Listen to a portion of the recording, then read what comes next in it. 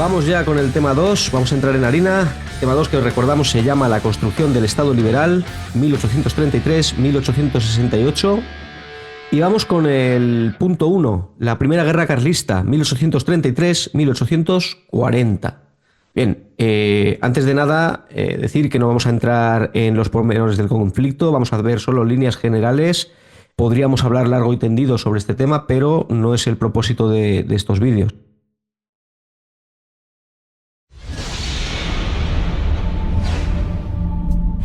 Lo primero que vamos a abordar es los antecedentes del conflicto, es decir, por qué hubo una guerra en este momento.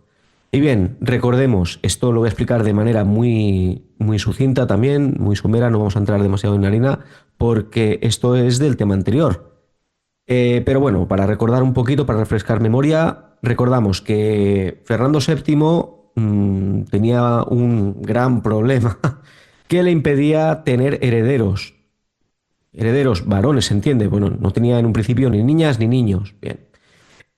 Estos problemas para tener descendencia se agravan cuando en 1829 muere su tercera esposa, María Josefa de Amalia. En ese momento, Carlos María Isidro empieza a frotarse las manitas, él ya se ve coronado rey, pero hay un giro dramático de los acontecimientos y en 1830 nace una niña, Isabel. Más tarde la conoceremos como Isabel II. No pasa nada, piensa Carlos María Isidro. Es una mujer, no pasa nada, las mujeres no pueden gobernar. Hay una ley en España, la ley sálica, que está desde principios del siglo XVIII e impide que las mujeres gobiernen. Por lo tanto, nada nuevo bajo el sol, no pasa nada, yo seré el próximo rey. Pero Fernando VII tenía otros planes. Fernando VII aplica la pragmática sanción con la cual se anula la ley sálica y esto permite que Isabel pueda gobernar. Isabel es nombrada heredera de facto. Bien, en medio de esta tesitura muere Fernando VII en septiembre de 1833, dejando un problema sucesorio sin resolver. Esto despierta los ánimos entre los partidarios de Carlos María Isidro que se alzan en armas contra el gobierno porque defienden que el legítimo heredero es Carlos María Isidro y no esa niña. Recordemos que esta niña en este momento tenía nada menos que 3 años, es decir, la que gobernaría en su nombre sería su madre, María Cristina de Borbón, que en ese momento tendría una actitud poco firme contra los insurrectos, por lo cual se inicia una guerra civil entre carlistas e isabelinos. Y esto es lo que vamos a ver a partir de este momento. Venga, va. A ver, cuenta lo más importante, que es que te dejas lo más importante, tío. A ver, si les hablas de la guerra carlista no puedes dejar de decirles que será un enfrentamiento entre absolutistas y liberales y que decantará la balanza en favor de estos últimos, suponiendo así el fin del antiguo régimen. Esto es lo más importante, que os tenéis que quedar con ello, ¿vale? Venga, va, continúa y a ver si arreglas este bodrio que estás haciendo de vídeo. Nada, perdona a mi primo que siempre le mete las narices donde no le llaman y ya ha venido aquí a tocar las narices. Venga, va, seguimos, va. Vamos al segundo punto de este apartado en el que hablaremos de los protagonistas.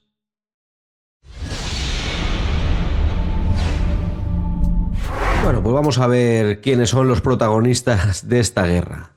En este conflicto entran en juego 2 protagonistas, ¿vale? Que serán, por una parte, los carlistas y por otra parte, los isabelinos o cristinos. Bueno, ya veremos un poquito quién es quién. Vamos a caracterizarlos, ¿vale? Vamos a caracterizar a ambos contendientes en cuanto a sus aspiraciones, en cuanto a su extracción social. Es decir, tenemos una norma básica para entender quién está en cada bando y es qué intereses económicos, qué aspiraciones, quién se beneficia de estar en un bando o en otro. Al final, por el interés te quiero, Andrés, y esto es norma básica para la vida humana, ¿no? No somos tan distintos, ni de ahora hace 200 años, ni de ahora a la época romana, por ejemplo. Vamos a ver primero los carlistas. Grosso modo, ¿quiénes son los carlistas? Partidarios del antiguo régimen, ¿vale? O defensores de la tradición. ¿Cuál es su origen? Su origen se encuentra en las insurrecciones de 1822. Es decir, hay que irse a unos 11 años atrás en el contexto del trienio liberal. Son guerrilleros que actúan en el norte peninsular de carácter contrarrevolucionario y que llevaron a cabo el primer enfrentamiento entre absolutistas y liberales. Esta es la llamada Guerra Realista. Finalmente, la intervención de los 100.000 hijos de San Luis Recordemos, este ejército enviado por la Santa Alianza y liderado por el duque de Angulema, un ejército francés, que tendrá como misión acabar con la experiencia liberal en España, con este trienio liberal. Con la intervención de este ejército se decantará la balanza en favor de los absolutistas. De esta manera se pone fin a esta experiencia revolucionaria. Bien, ya tenemos cuál es su origen, es decir, su origen ya es combatir el liberalismo. ¿Cuál es su lema? Su lema será Dios, patria y rey. Este es un lema mediante el que se defiende el absolutismo, ¿vale? El antiguo régimen y los valores tradicionales. Tenemos a la Iglesia como vertebradora del orden social. A ver, del orden social entendamos esta sociedad como la sociedad estamental, que está dividida, recordemos, esto lo vimos en el tema anterior, en nobleza, clero y no privilegiados, o también llamados tercer estado. Es decir, esto es un cajón desastre donde se meten todos los que no son nobles y clérigos. Tradicionalmente esta sociedad se ha justificado de la siguiente manera. Esto es una justificación, bueno, que nos da a entender cuál es el carácter de esta sociedad. Por una parte tenemos los velatores de la palabra velum en latín, que son los que se dedican a hacer la guerra para defender al resto de la sociedad. Es decir, estamos hablando de la nobleza. En segundo lugar, los oratores, los que se dedican a rezar, del verbo en latín orare, ¿vale? Son los que se dedican a rezar por la salvación de las almas del conjunto de la sociedad, es decir, estaríamos hablando del clero. Y por último, los laboratores, del verbo en latín laborare, que significa trabajar, y son aquellos, todos los no privilegiados, que se dedican a trabajar para sostener con su trabajo al resto de la sociedad. Toda la división social está justificada a través de la voluntad divina, así como el rey absoluto, cuyo poder emana directamente de Dios. Por ello, el antiguo régimen y la religión no pueden entenderse por separado. Bien montado se lo tenían, esta gente. No, es que Dios nos ha dicho que... Bueno, pues eso. ¿A qué se oponen los carlistas? Se oponen a la centralización política, pues defienden los fueros tradicionales. También se oponen al liberalismo. Esto ya lo hemos visto con sus orígenes, las insurrecciones de 1822. Hay que tener en cuenta que el liberalismo tiende a una centralización o unificación jurídica, es decir, unificación de leyes en base a constituciones o a un código penal unificado que ya se promulgó en 1822, pero que no prosperaría, no perduraría porque llegaron los 100.000 hijos de San Luis y lo mandaron todo a pastar, ¿vale? Entonces, tenemos por una parte la tradición, que es los fueros, estas leyes tradicionales, y estos se oponen a que todo el territorio nacional tenga unas mismas leyes, que tenga un código civil, que tenga una constitución.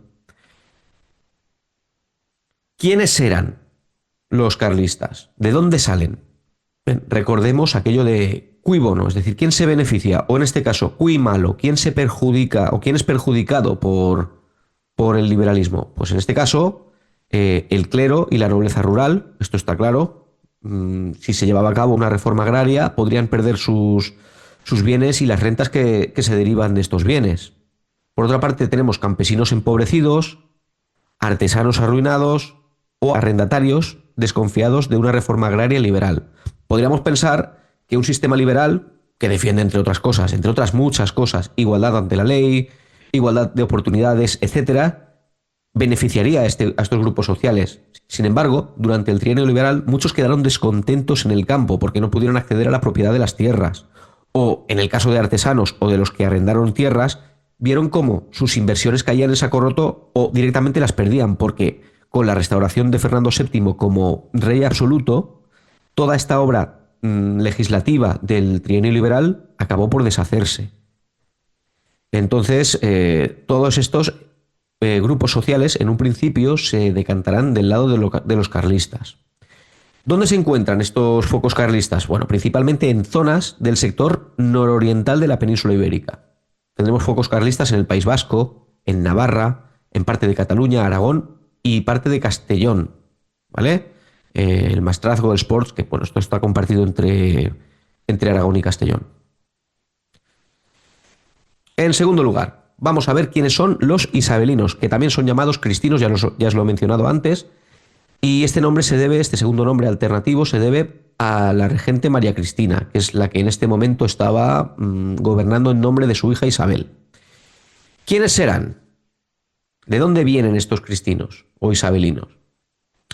Son los que, en caso de victoria carlista, podrían perder su posición. Al final, vamos siempre a lo mismo: cui bono o cui malo, quién se beneficia o quién se perjudica. Los que están beneficiados con el régimen anterior, es decir, el de Fernando VII, pues se mantendrán al lado de la hija Isabel. ¿Por qué? Porque ella es la que en su momento Fernando VII eligió como futura reina. Si Fernando VII hubiera elegido a un chihuahua, pues todo va por el chihuahua. Bien, ¿quiénes son estos? La alta nobleza, es decir, la corte, y también tenemos a realistas moderados, es decir, gente que es partidaria del absolutismo, pero que no tendrá problemas con pactar con los liberales, es decir, realistas, pero poco. Los fernandinos, es decir, los fernandivers, los fans de Fernando VII, y por último los funcionarios, los que su sueldo depende de mantener su posición. Es decir, todos estos querían mantener sus privilegios y sus influencias, es decir, mantener su statu quo. Por otra parte, tenemos los que podían sacar tajada de una victoria isabelina. ¿Quiénes son? Pues los liberales.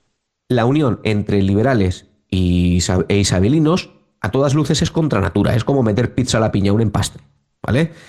Y se da solo porque la regente necesita apoyos en una guerra que no le está yendo demasiado bien, no le está yendo muy allá, como ahora veremos en el desarrollo. Visto los protagonistas, vamos al siguiente punto, que es el desarrollo del conflicto.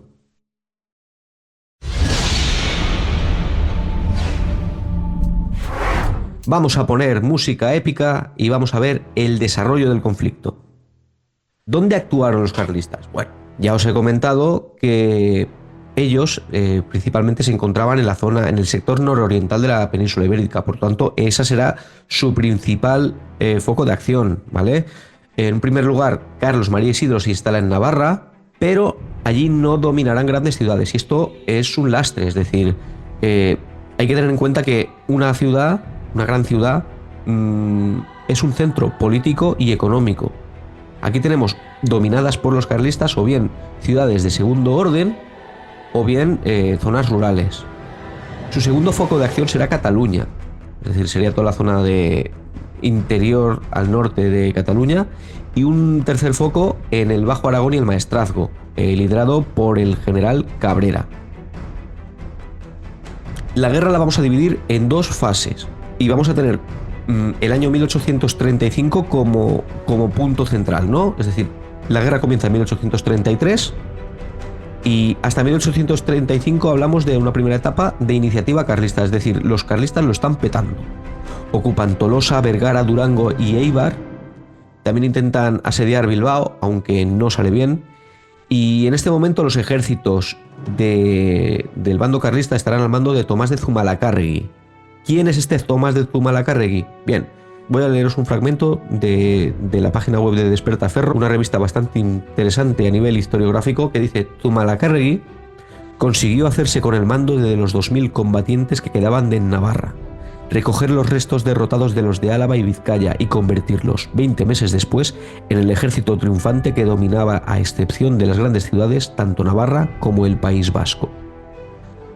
Es decir, vamos a entender que este Tomás de Zumalacárregui es el artífice de que en un primer momento, en esta fase inicial, estos 2 años primeros de guerra, bueno, 2 años no, porque Fernando VII muere en septiembre, este primer año y pico de guerra, los carlistas estén dominando el cotarro. También a ello contribuye que la regente María Cristina en un principio no sabe muy bien qué hacer y no toma cartas en el asunto de manera contundente, que sería lo suyo. Por tanto, este Zumalacárregui será el artífice, y cuando muera en 1835 en el asedio a Bilbao, pues aquí por una parte tenemos la falta de liderazgo del bando carlista. Si es que Aitor se ha dejado la parte interesante, la parte bonita. ¿Sabéis cómo murió este Tomás de Zumalacárregui? ¡Guau! Que yo os lo cuento. Corría junio del año 1835 y estaba asediando la ciudad de Bilbao. Ya sabemos que los carlistas no dominaban grandes ciudades, entonces necesitaban hacerse con un centro de poder.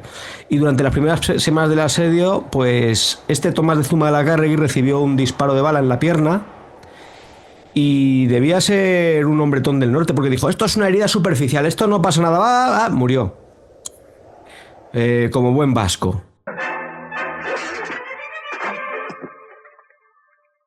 Ahora apartaos, digno adversario. No es más que un arañazo. Pero por otra parte, a partir de 1836, los liberales se hacen con el poder, ya lo veremos en el punto siguiente, y los carlistas empiezan a hacer una estrategia loca de lanzarse a Andalucía, es decir, hacen incursiones a lugares muy lejanos en el espacio de sus focos, es decir, de donde tienen sus bases, a Andalucía, a Madrid, y finalmente se replegan en el norte. Es decir, ellos lanzan ataques a lugares muy lejanos con la intención de rendirlos, pero no sale bien, ¿vale?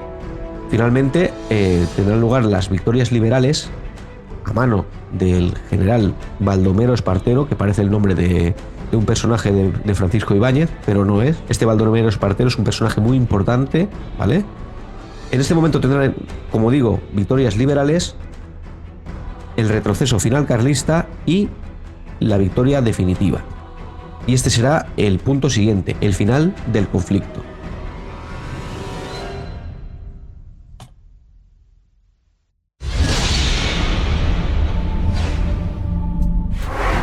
Vamos con el punto último, que es el final del conflicto. Es decir, cómo acaba esta guerra.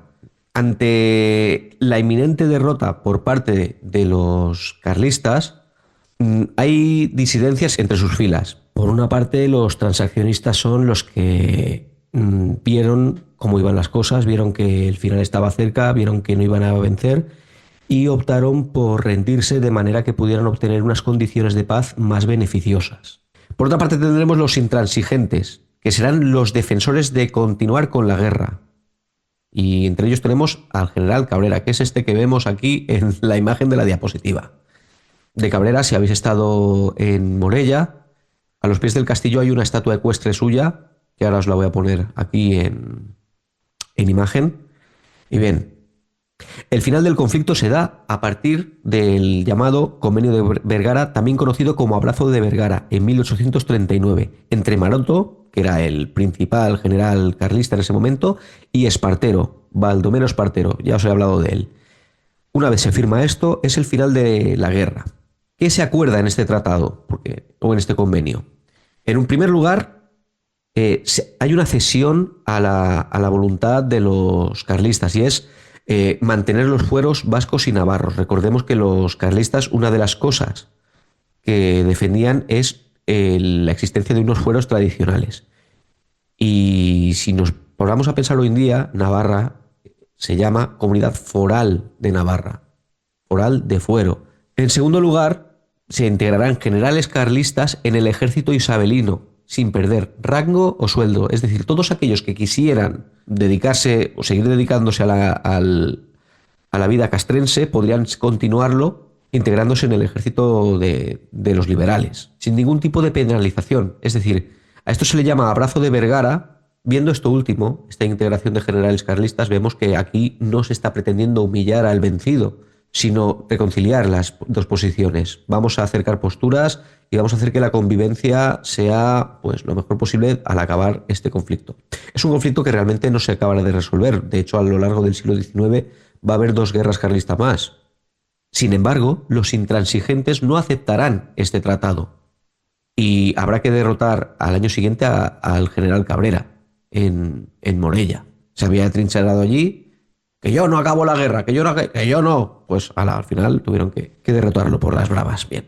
Consecuencias de la guerra. Pues hay que tener en cuenta que España todavía no se había recuperado al 100% de la guerra de independencia, por lo menos a nivel económico, y esta también tiene un elevado número de muertos. Se habla de entre 150.000 y 200.000 muertos, además de represalias y venganzas. Esta es una guerra civil, y una guerra civil, tu enemigo puede ser tu vecino. Es decir, había muchas rencillas y muchas veces no tenían exactamente que ver con el motivo de la guerra. Con este punto hemos acabado ya este apartado, este vídeo de la guerra carlista, y nos vemos en el siguiente.